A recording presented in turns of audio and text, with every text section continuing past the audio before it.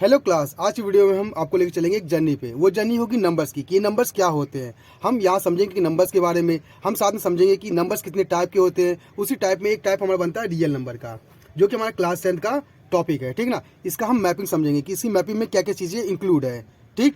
तो चलिए इसे शुरू करते हैं। तो अगर देखा जाए सबसे पहले नंबर को, कि नंबर हमारे क्या होते हैं। नंबर हमारी होती है क्वांटिटी। क्या होती है? क्वांटिटी। किसी भी ऑब्जेक्ट की या किसी भी प्लेस की जो क्वांटिटी होती है, ठीक ना, उसे हम बोलते हैं क्या? नंबर। अब ये नंबर जो है ना, इस नंबर को हम रिप्रेजेंट करते हैं किससे? साइन से। अब बहुत साल पहले या बहुत पुराने समय में जो लोग होते थे वो साइन का यूज़ करते थे। आप देखे होंगे ग्रीक लैंग्वेज जो होती है वो साइन के बेसिस पे होती है। साथ में अगर देखा तो अदर लैंग्वेज में आप देखेंगे तो वहाँ पे भी साइन के इंपॉर्टेंट होते हैं। अब ABCD भी लिखते हैं अगर, तो ABCD भी एक तरह से क्या आपके साइन ही तो है ना। तो इनकी जो क्वांटिटी होती है कि भाई A कितनी बार लिखा है, B कितनी बार लिखा है, C कितनी बार लिखा है, तो ये जो इनके नंबर्स होते हैं ना, ये क्वांटिटी होती है, उसे हम नंबर बोलते हैं।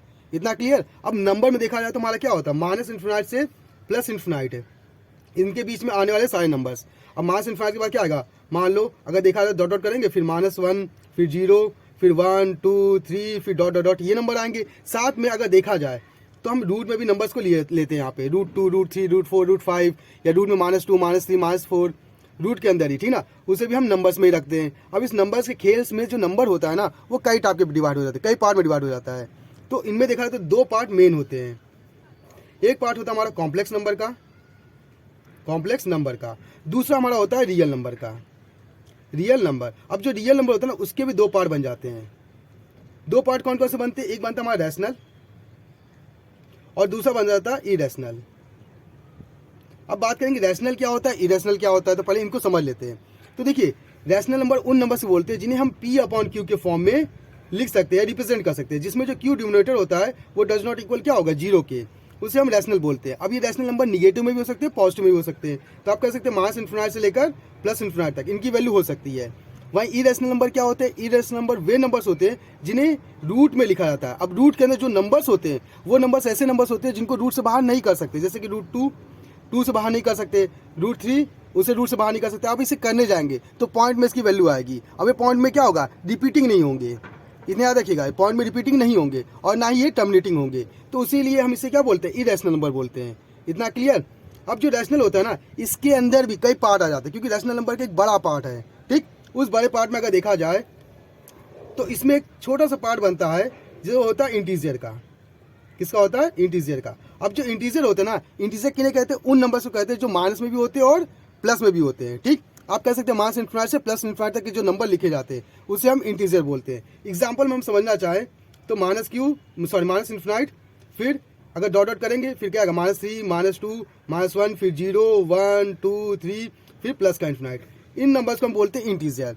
इसी इंटीजर में अगर हम इतना सा पार्ट उठा लें, 0 से बड़े वाले नंबर, मतलब 0 1 2 3 4 5, उन नंबर्स को उठा ले, तो उससे हमारा एक कॉन्सेप्ट और बनता है जिसे हम बोलते हैं होल नंबर। अब जो होल नंबर होगा उसकी शुरुआत जो होगी वो 0 से शुरू होगा और कहाँ तक जाएगा? इन्फिनिटी तक जाएगा। इतना क्लियर? अब इसी में भी अगर हम 0 1 2 3 ये तो उठेंगे, हाँ कि ना। अगर हम 0 को छोड़ के 1 से इन्फिनिटी उठा ले तो हमारा बन जाता है क्या? Natural number. क्या बन जाता है? Natural number. इसकी शुरुआत होती है 1 2 3 4 डॉट डॉट डॉट इन्फिनिटी तक। तो ये हमारे नंबर्स बन जाते हैं। अब इसी नेचुरल नंबर को उठाते हैं और उनसे हमारे कई तरह के नंबर्स बनते हैं, ठीक ना। तो आप देखेंगे अगर आप नेचुरल नंबर को उठाते हैं, नेचुरल नंबर, अभी नेचुरल नंबर होते हैं, इनमें कई तरह के नंबर्स होते हैं।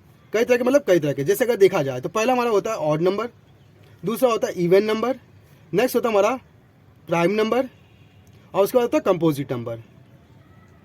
ये पार्ट बन जाता है। अब जो प्राइम होता है ना, प्राइम हमारे दो पार्ट में बन जाता है। एक हो जाता है को प्राइम, ठीक ना, और दूसरा होता है हमारा ट्विन प्राइम नंबर्स हो जाते हैं। अब इनको भी समझ लेते हैं कि ये होते क्या है। देखिए, ऑड नंबर्स उन नंबर्स बोलते हैं जो 2 से डिविजिबल नहीं होते, उन्हें हम ऑड नंबर बोलते हैं। जैसे कि 1, और देखा जाए तो 3, और देखें तो नेक्स्ट 5, फिर नेक्स्ट देखेंगे तो क्या 7 9। इन नंबर्स को आप नोटिस करेंगे तो ये नंबर 2 से डिवाइड नहीं होने वाले हैं, ठीक ना। ये डिवाइड नॉट 2, अगर ये डिवाइड 2 से नहीं होंगे तो उन्हें हम बोलेंगे ऑड नंबर। वही इवन नंबर क्या होते हैं? इवन नंबर वे नंबर होते हैं जो 2 से डिवाइड हो जाते हैं। जैसे हम देखेंगे 2 4 6 8, इन नंबर को हम 2 से डिवाइड कर सकते हैं, तो ये हमारे क्या कहलाते हैं? Even number. तो ये डिवाइड हो जाते हैं किससे? 2 से, तो हमारे इवन नंबर होंगे। वहीं प्राइम नंबर्स क्या होते हैं? प्राइम नंबर्स वे नंबर्स होते हैं जिनके दो से ज़्यादा फैक्टर नहीं होते, मतलब एक या दो, मतलब मैक्सिमम दो ही फैक्टर होते हैं, उन्हें हम प्राइम नंबर कहते हैं। अब ये दो फैक्टर होते कौन है? इनमें जो पहला फैक्टर होता है वो होता है 1, जो इसे काट सकता है। दूसरा वो खुद होते हैं, ठीक, तो उन्हें हम प्राइम नंबर बोलते हैं, तो सेल्फ बोल सकते हैं। इसका अगर हम एग्जांपल ले तो 2 हो गया, 3 हो गया, 5 हो गया, 7 हो गया, ये हमारे क्या होते हैं? प्राइम नंबर होते हैं। इतना क्लियर? इसी प्राइम के अंदर अगर देखा जाए तो को प्राइम आते हैं। को प्राइम क्या होते हैं? ये दो नंबर को उठाए जाते हैं, ठीक ना, प्राइम के या नॉन प्राइम के कोई भी दो नंबर उठा लेते हैं। जैसे हमने उठाया 16 और एक 17, ये नंबर उठाए तो ये हमारा क्या होगा? को प्राइम होगा, क्योंकि इनके फैक्टर कितने निकलेंगे? 1 निकलेंगे, और जिनके फैक्टर 1 निकलता है, कितना निकलेगा? 1, उसे हम बोलते हैं क्या? को प्राइम बोलेंगे, ठीक। अब वहीं बात करेंगे किसके? ट्विन प्राइम की। ट्विन प्राइम क्या होते हैं?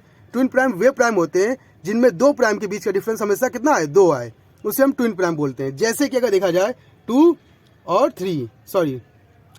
5, अगर 3 और 5 को देखेंगे तो इनका डिफरेंस कितने का आएगा? 2 का आएगा, तो ये हमारा ट्विन प्राइम होगा। इसका नेक्स्ट नंबर ले तो 5 और 7, ये दोनों देखिए दोनों प्राइम है, और दोनों का डिफरेंस कितना आएगा? 2 आएगा, तो ये भी हमारा क्या होगा? Twin prime. तो ट्विन प्राइम क्या होते हैं? वे नंबर्स जिनके डिफरेंस क्या हो? प्राइम नंबर्स के 2 हो, ट्विन प्राइम कहलाएगा। उसके नेक्स्ट होता है हमारा कंपोजिट नंबर।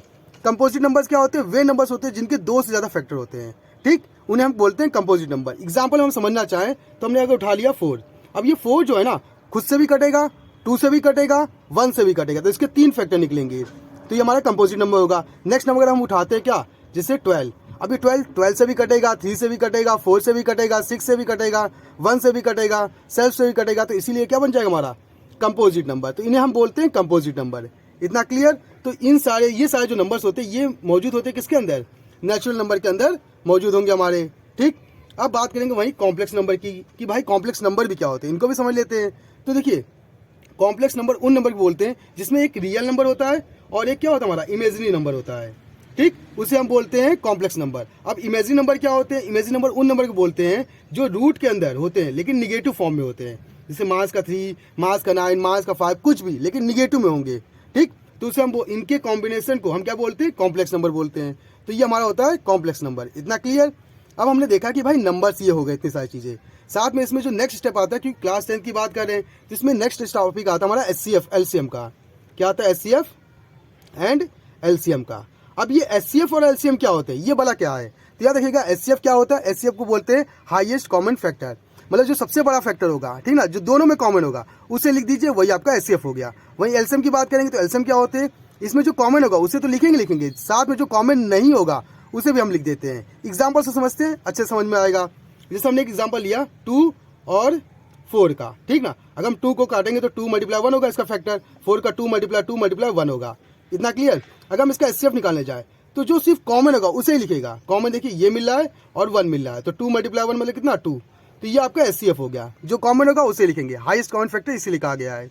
LCM क्या होता है? Lowest common factor. अब अगर LCM निकालेंगे तो देखिए जो कॉमन होगा उसे तो लिखेंगे, जैसे अगर हम LCM निकालेंगे तो 2 × 1 तो आएगा, साथ में जो कॉमन नहीं हो पाया जैसे 2, वो भी हमारा लिख दिया जाएगा। मल्टीप्लाई करेंगे तो कितना आएगा? 4 आ जाएगा। तो इस तरह से हमारा LCM निकल आएगा। इतना क्लियर? अब बात करेंगे कुछ इंपॉर्टेंट इसमें टॉपिक की, कि भाई LCM और HCF में क्या रिलेशन हो सकता है। तो याद रखिएगा, अगर कोई नंबर है जो LCM होगा वो HCF से हमेशा क्या हो जाएगा? डिवाइड हो जाएगा। ये एक नोट पॉइंट है, आप याद रखिएगा कि LCM जो भी होंगे, अगर कोई 2 नंबर है, अगर उन 2 नंबर का LCM कुछ आ रहा है तो उन्हीं 2 नंबर का जो HCF आएगा उससे वो LCM क्या हो जाएगा? डिवाइड हो जाएगा, ठीक, ये नोट पॉइंट में रहेगा। इतना क्लियर? इसके अलावा यहाँ पे एक फॉर्मूला यूज होता है, काफी इंपॉर्टेंट है, कि अगर आपके पास 2 नंबर दिए, जैसे मान लिया एक नंबर A और B है, ये नंबर दिया है, अब इन नंबर का LCM और HCF का जो फॉर्मूला बनता है इन सबको मिला के वो बनता है फर्स्ट नंबर मतलब A multiply second number B = LCM multiply HCF। ये फॉर्मूला रहेगा सिर्फ 2 नंबर्स के लिए, ठीक, 2 नंबर्स के लिए रहेगा। इतना क्लियर? अगर वहीं 3 नंबर आ जाए, कितने आ जाए? 3 नंबर्स आ जाए, तो उस जैसे एग्जाम्पल में A B C ये नंबर आ जाए तो उसके लिए फॉर्मूला क्या बनेगा? तो याद रखिएगा, रहेगा LCM ऑफ किसका? A B C का, उन तीनों का, = A multiply B multiply C उनका मल्टीप्लाई, फिर मल्टीप्लाई HCF किनका? उन ABC का, तीनों का, ठीक ना, साथ में, फिर अपॉन में क्या रहेगा? HCF किसका? AB इसका, फिर मल्टीप्लाई HCF किसका? BC, फिर मल्टीप्लाई HCF किसका? CA। ये हमारा फॉर्मूला बन जाता है 3 नंबर्स के लिए, ठीक है। अगर 3 नंबर दिए तो उनका LCM और HCF निकालने के लिए या उनके प्रोडक्ट को, उनका जो फॉर्म होगा या इक्वेशन बनाने फॉर्मूला होगा वो हमारा ये काम करेगा। इतना क्लियर? तो ये हमारा LCM HCF इससे एक नंबर का आता ही आता है एग्जाम में देखा जाए, ठीक। अब अगर नेक्स्ट बात करेंगे इसमें कि LCM HCF के बाद क्या आता है, इसमें आता है टर्मिनेटिंग और नॉन टर्मिनेटिंग। क्या आता है हमारा? टर्मिनेटिंग और non terminating. Non terminating, terminating. अब नॉन टर्मिनेटिंग जो होता है ना वो दो पार्ट में बन जाता है। हमारा टर्मिनेटिंग तो सिंगल पार्ट में रहता है, लेकिन नॉन टर्मिनेटिंग दो पार्ट में बन जाता है। एक बन जाता है रिपीटिंग और एक बन जाता है नॉन रिपीटिंग। नॉन रिपीटिंग, इतना क्लियर। अब देखिए टर्मिनेटिंग क्या होता है, याद रखिएगा, टर्मिनेटिंग उस नंबर को बोलते हैं जिनके डिनोमिनेटर में 2 और 5 या दोनों ही हो, तो उसे हम बोलते हैं क्या, डिनोमिनेटर, सॉरी टर्मिनेटिंग। तो टर्मिनेटिंग क्या होते हैं, जिनके डिनोमिनेटर में 2 और 5 दोनों ही होंगे, वो हमारा टर्मिनेटिंग कहलाएगा। एग्जाम्पल में समझते हैं, जैसे कि 7 अपॉन में 2 मल्टीप्लाई 5 लिखा है, तो 2 मल्टीप्लाई 5 है ना, इसका मतलब क्या, ये हमारा क्या, डिनोमिनेटर में 2 और 5 दोनों ही है, तो इसका मतलब हमारा क्या होगा, टर्मिनेटिंग होगा। ठीक, अब यहाँ पे एक चीज़ और आती है कि भाई 7 अपॉन अगर 2 की पावर 5 लिखा है और मल्टीप्लाई 5 की पावर 1 लिखा है, तो इस कॉन्सेप्ट में आप नोटिस करेंगे तो 2 और 5 है ना, कोई दिक्कत तो नहीं, तो इसका मतलब ये टर्मिनेटिंग देगा, भले इसकी पावर डिफरेंट हो लेकिन टर्मिनेटिंग देगा। इतना क्लियर। अब बात करेंगे नॉन टर्मिनेटिंग की। नॉन टर्मिनेटिंग क्या होता है, इनके डिनोमिनेटर में जो होगा वो 2 और 5 को छोड़ के सारे नंबर हो जाएंगे, जो भी इनके पास नंबर होंगे इनको छोड़ के, वो हमारा क्या होता है, नॉन टर्मिनेटिंग होता है। ठीक, एग्जाम्पल में 3 हो सकता है, अपॉन में 7 हो सकता है, 9 हो सकता है, ये हमारे क्या होते हैं, नॉन टर्मिनेटिंग होंगे। इसी नॉन टर्मिनेटिंग में आता है कि रिपीटिंग और दूसरा नॉन रिपीटिंग। रिपीटिंग क्या होते हैं, वे नंबर होते हैं जिनको अगर हम डिवाइड करेंगे तो वो रिपीट होते जाते हैं। एग्जाम्पल में 0.3 बार, अगर इसे हम लिखना चाहते तो 0.333333 जा रहा है ना, और इसका अगर हम P अपॉन Q के फॉर्म में लिखेंगे तो 1 अपॉन क्या आएगा, 3 आएगा। तो देखिए नीचे 3 है ना, 2 और 5 नहीं है, इसका मतलब हमारा क्या होगा, रिपीटिंग होगा, लेकिन टर्मिनेटिंग में, सॉरी नॉन टर्मिनेटिंग में। इतना क्लियर। तो इसे फॉर्म को हम क्या बोलते हैं, रिपीटिंग। दूसरा नॉन रिपीटिंग क्या होते हैं, नॉन रिपीटिंग उन नंबर को बोलते हैं जो रिपीट नहीं होते, जैसे कि 0.35436 पाई का एग्जाम्पल ले सकते हैं। पाई का अगर खोलेंगे तो 3.14 फिर डॉट फिर चलता जाएगा नंबर काफ़ी दूर तक, तो हमारा क्या होता है, नॉन रिपीटिंग होता है। इतना क्लियर। तो अब हमने देख लिया कि भाई टर्मिनेटिंग क्या होता है, नॉन टर्मिनेटिंग क्या होता है, साथ में हमने देखा कि नेचुरल नंबर क्या होते हैं। ठीक, हमने इसमें देखा कि मेरे नंबर्स क्या होते हैं, हमने एचसीएफ एलसीएम को समझा इसमें। इसके अलावा इसमें एक और टॉपिक छूटता है जो कि क्लास 10 में काफ़ी इंपॉर्टेंट है, कि dividend equal to divisor multiply coordinate plus reminder.